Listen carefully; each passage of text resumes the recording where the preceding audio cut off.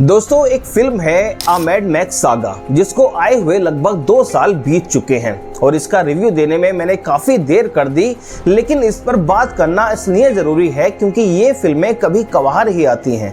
ये ठीक वैसा ही एक्सपीरियंस देती हैं जैसे कि किसी किताब पर लिखी हुई महागाथा को हम पढ़ रहे हों, यानी कि कल्पना की दुनिया में ये फिल्में गोते लगवाती हैं। पिछली फिल्म की कहानी जहाँ से शुरू हुई थी, इस फिल्म की कहानी का वहाँ पर अंत होता है।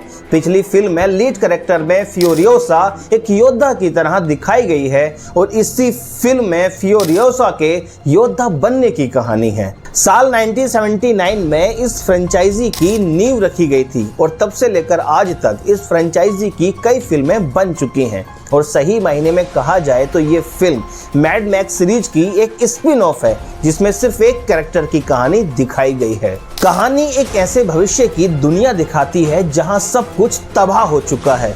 यहाँ पर लोग जीने के लिए इंसानियत छोड़ चुके हैं। यहाँ पर वो ही जीता है जो ताकतवर होता है और दूसरे को मारने की हिम्मत रखता है। फिल्म की कहानी की शुरुआत एक ऐसी ही दुनिया में छुपी हुई एक छोटी सी जगह से शुरू होती है जहाँ फल फूल हैं, खेती है, एनर्जी है और इंसानियत है। यहाँ के लोगों ने इस जगह को दुनिया की नजरों से बचाकर रखा हुआ है, लेकिन होने को कौन टाल सकता है। और एक दिन एक बाइकर गैंग को इस जगह का पता चल जाता है और अब शुरू होती है यहाँ से असली मारकाट, क्योंकि यहाँ के लोग नहीं चाहते कि दुनिया को इस जगह के बारे में पता चल जाए। फ्यूरियोसा नाम की एक बच्ची को एक बाइकर गैंग किडनैप कर लेता है और उसे अपने मुखिया के पास लाकर बंधक बना देता है और वो मुखिया इस बच्ची को दूसरे गैंग को बेच देता है। अब कहानी इस बच्ची के सरवाइव करने की है कि कैसे वो सरवाइव करती है और किस तरह से वो सारे गैंग्स को खत्म कर देती है।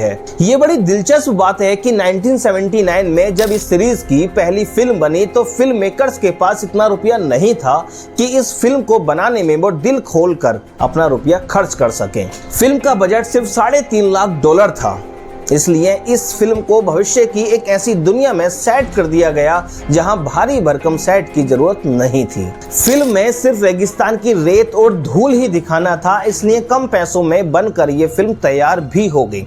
लेकिन किसी ने भी नहीं सोचा था कि ये फिल्म इतनी बड़ी हिट हो जाएगी कि ये फिल्म एक बेहतरीन सीरीज के तौर पर अगले 45 सालों तक अपना जलवा बरकरार रखेगी।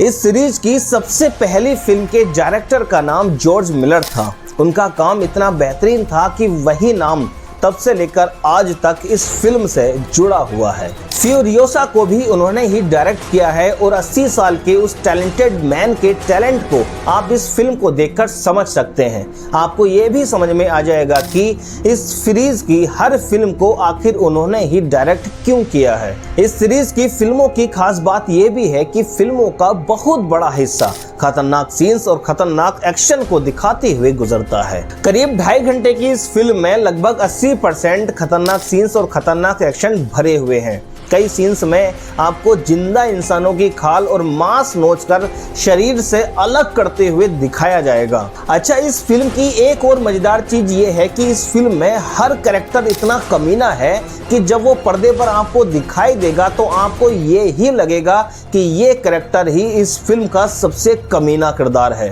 देखो, इस फिल्म के बारे में तो मैं ज्यादा बताऊंगा नहीं, लेकिन अगर आप एक्शन और रोमांच पैदा करने वाले सीन्स के भूखे हैं और आपको लगता है कि पर्दे पर हर पल कुछ नया मिलते रहना चाहिए तो ये फिल्म आपके लिए बनी है। देखो, फिल्म को देखने की आपके लिए खास वजह ये भी है कि फिल्म का डायरेक्शन, स्क्रीन प्ले और कहानी सब कुछ इतनी बंधी हुई है, इतनी सटीक है कि 2.5 घंटे का आपको पता ही नहीं चलेगा। दोस्तों, अगर आप अपने आप को ऑडियंस की उस कैटेगरी में गिनते हो जिन्हें game of thrones, final destination जैसी एक्शन वाली फिल्में पसंद हैं, तो यकीन करिए ये फिल्म आपके लिए बनी है। और सरप्राइज पता है क्या है इस फिल्म में? हमारा थोर, जिसे हम देवता कहते हैं, वो इसमें डिमेंटस बना हुआ है, मतलब गद्दार है हमारा थोर। अच्छा, थोर को देखने के बाद आप यकीन ही नहीं कर पाएंगे कि ये वही एसगार्ड का देवता है जो दुनिया को बचाने के लिए अपने भाई लोकी, अपने पिता ओडिन के खिलाफ चला गया था।